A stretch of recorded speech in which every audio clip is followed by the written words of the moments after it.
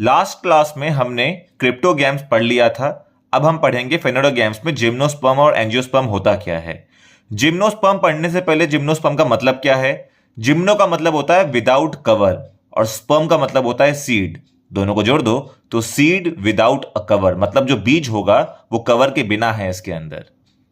Gymnosperm के कुछ characteristics जो एग्जाम्स में आते हैं, ये एवरग्रीन होते हैं, मतलब हर साल ये आपको हरे भरे दिखेंगे। ये मोस्टली वुडी प्लांट्स होते हैं, यानी कि पेड़ और झाड़, ट्रीज, शर्ब्स जो होंगे मोस्टली वुडी होंगे जिम्नोस्पर्म्स। ये आपको लंबे समय तक जीवित दिखेंगे, मोस्ट पेरेनियल्स होते हैं ये मोस्टली। क्लियर हो गया। मैंने वही कीवर्ड डाले हैं जो एग्जाम्स में एसएससी का फेवरेट पोर्शन है। एनटीपीसी आरआरबी में जो ये कीवर्ड्स पूछता है ना, वहीं से उठा के मैंने यहां पर डाल दिया है। रूट, स्टेम और लीव्स इसके अंदर प्रेजेंट होते हैं, पर यहां पर एक भी फ्लावर आपको नहीं दिखेगा। फ्लावर दिखेगा कहीं और, एंजियोस्पर्म में। ठीक है। वेल डेवलप्ड रूट सिस्टम दिखेगा, मतलब जो यहां पर हमें जड़ दिख रही है, रूट जो है वो वेल डेवलप्ड है। ऐसा नहीं कि मतलब कुछ भी दिखा दिया। रूट मतलब वेल डेवलप्ड रूट सिस्टम। ठीक है। लीव्स जो हैं विथस्टैंड करते हैं, मतलब टेम्परेचर ज्यादा हो जाए, कम हो जाए, ह्यूमिडिटी बढ़ जाए, कम हो जाए, बहुत तेज आंधी तूफान आ जाए, जो पत्ते होते हैं वो बहुत स्ट्रांग रहते हैं और विथस्टैंड कर जाते हैं बहुत एक्सट्रीम कंडीशन पर भी।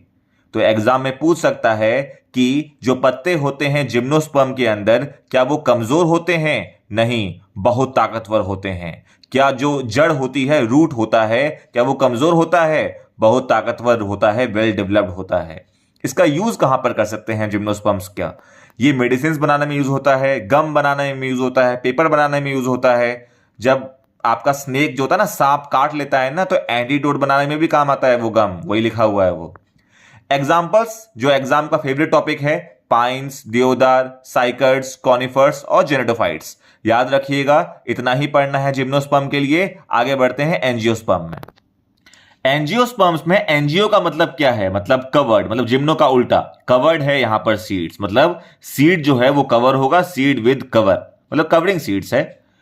एंजियोस्पर्म के कुछ कैरेक्टरिस्टिक्स जो एग्जाम्स में पूछता है, खासकर seed bearing, fruit bearing, flower bearing. हमने ऊपर पढ़ा था जिम्नोस्पर्म में कि यहां पर फ्लावर्स नहीं होते, पर एंजियोस्पर्म तो फ्लावर का ही बना होता है। याद रखिएगा, यहां पर बीज भी होता है, फ्रूट के अंदर सीड होता है और वो फ्रूट बन जाता है ओवरी जाकर, बाद में जाकर, और फ्लावर तो होता ही होता है। इसलिए मैंने ये तीन बियरिंग का मतलब होता है उसके पास है, सीड है, फ्रूट है, फ्लावर है। याद रखिएगा, इसका सीड कवर है।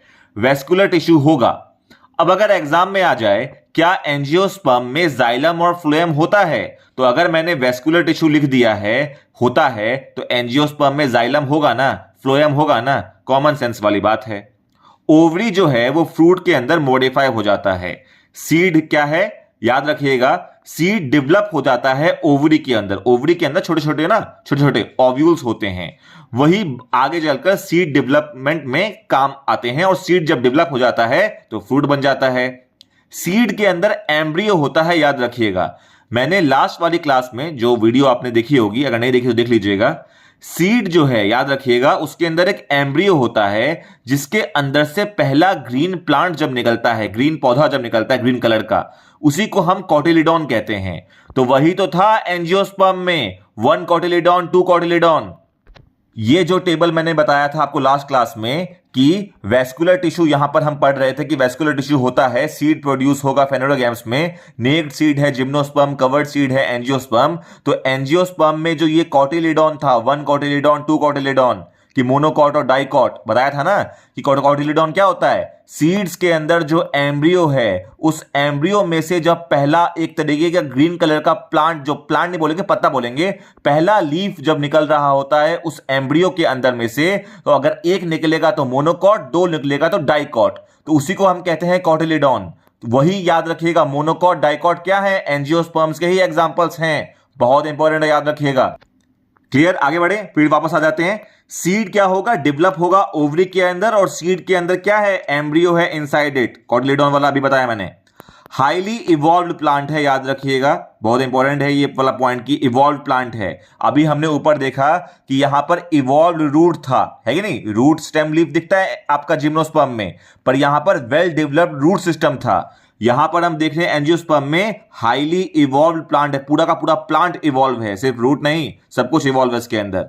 एग्जाम्पल जो इसमें बहुत सारे एग्जाम्पल्स हैं, फ्रूट्स के, वेजिटेबल्स के, फ्लावर्स के, तो जो एग्जाम में आए हुए मैंने वो रख दिया है, आपको सारा रटने की जरूरत नहीं, जितना मैंने लिखा दिया उतना इंपॉर्टेंट है। Banana, sugarcane, lilies, tomato, potato, corn, coconut, wheat, rose, hibiscus, jasmine, मतलब जितने भी फ्लावर्स आपको दिखते हैं मोस्टली वो सब क्या है आपके, मोस्टली क्या है, एंजियोस्पर्म्स हैं, याद रखिएगा। क्लियर है, ये एग्जांपल्स रट लीजिएगा, ये एग्जाम में एसएससी और आरआरबी ने बहुत बार पूछ रखा है इस एग्जाम में। क्लियर है, आगे बढ़े। प्लांट किंगडम कंप्लीट, अब बढ़ते हैं एनिमिलिया किंगडम के बारे में। कुछ कैरेक्टरिस्टिक जो एग्जाम में कभी कभी पूछ लेता है, ये यूकैरियोटिक होते हैं, मल्टी सेलुलर होते हैं, जैसे कि हम भी तो इंसान किस में आते हैं, एनिमिलिया में तो आते हैं। हेटरोट्रॉपिक है, मतलब हम लोग अपना खाना खुद नहीं बना सकते। सेल वॉल हमारे एनिमल सेल में वैसे भी नहीं होती, पता होगा आप लोगों को कि प्लांट सेल में सेल वॉल होती है। एनिमल किंगडम में एनिमिलिया के जो सेल्स होते हैं, एनिमल सेल्स जो होते हैं, उनके अंदर सेल वॉल नहीं होती, सेल मेम्ब्रेन होती है। क्लोरोफिल हमारे अंदर एनिमिलिया किंगडम में नहीं होता है, क्लोरोप्लास्ट की तो बात ही नहीं है। फिर तो अगर क्लोरोप्लास्ट ही तो होगा क्लोरोफिल वाला, जब यही नहीं है तो हम तभी तो हम अपना खाना खुद नहीं बना पाते। तो क्लोरोफिल नहीं है, क्लोरोप्लास्ट नहीं है, यानी कि फोटोसिंथेसिस नहीं है, हमें दूसरों पर डिपेंड होना होता है। ऑटोट्रॉप्स नहीं है हम लोग, हेटरोट्रॉप्स हैं। क्लियर है, हम लोग अपना मूवमेंट अपने हिसाब से कर लेते हैं। मैंने मोबाइल को आगे कर दिया, पीछे कर दिया, तो क्या हो गया, मोबाइल मूवमेंट। मोबाइल मतलब ये नहीं है, तो चल भाई क्या हो गया इसको, हाँ अब सही है। मोबाइल जो है मूवमेंट क्या कर पाता है, हम अपने हाथों से कुछ भी, पैरों से चल सकते हैं, कुछ भी काम कर सकते हैं, वो मूवमेंट की बात कर रहा है। मोबाइल तो हमारा ऐसे चलता रहता है। क्लियर है, चलिए आगे बढ़े। फाइला जो है, फाइलम जो हमें पढ़ना है, एग्जाम में बहुत इंपॉर्टेंट, जो पूछा हुआ था इस बार भी, तो फाइला के बेसिस पर हम क्लासिफाई करने वाले हैं। आज हम पढ़ लेते हैं पॉरीफेरा के बारे में। फाइलम का पहला जो क्लासिफिकेशन है एनिमल किंगडम में, वो है पॉरीफेरा। पॉरीफेरा मतलब क्या सर, याद रखिएगा, पॉरीफेरा मतलब हो जाता है छोटे छोटे पोर्स, जैसे ना हमने स्पंज देखा होगा, स्पंज जो सोख लेता है, तो पोर्स हो गए, स्पंज हो गया। स्पंज के अंदर होल्स होते हैं सर, हाँ, उसे हम परफोरेटेड बॉडी कहते हैं बायोलॉजिकल टर्म में। अच्छा, तो वो होल्स वाला सिस्टम जो है, पोर्स वाला सिस्टम जो है, अच्छा, उसको हम कहते हैं बॉडी कैविटी। और उसके लिए बायोलॉजिकल जो वर्ड है फाइलम के अंदर, पॉरीफेरा के अंदर, वो कौन सा है, स्पंजोकॉइल है, याद रखिएगा, बहुत इंपॉर्टेंट है। ये स्पंज जो है, स्पंजोकॉइल, ये उसी का वर्ड है पॉरीफेरा के अंदर। बहुत बार एग्जाम में, सीडीएस में, एनडीए में, एफकैट में, आरआरबी में, रेलवे, कितने ही एग्जाम में, एसएससी में, ये पॉरीफेरा के फीचर पूछे हुए, मैंने सारा डाल दिया इसी के अंदर, जो आपको याद करना है। बॉडी कैविटी स्पॉन्जिक्यूल होगा, यहीं से स्पंज का कीवर्ड आता है। वाटर कैनाल सिस्टम की तरह होता है, नहर परियोजना होती है ना आपका, तो वो नहर परियोजना के बेसिस पर पॉरीफेरा का हमें बॉडी दिखता है। कैनाल सिस्टम जो है वो सर्कुलेट करने में हेल्प करता है आपके पॉरीफेरा बॉडी में, कि फूड और ऑक्सीजन का ट्रांसपोर्टेशन अच्छे से हो जाए। यहां बॉडी सिमेट्रिकल नहीं होती, असिमेट्रिकल बॉडी होती है, याद रखिएगा। एग्जाम्पल क्या होगा पॉरीफेरा में, फाइलम का स्कायॉन। क्लियर है, प्रोनाउंसिएशन के भाड़ में हमें याद रखना है।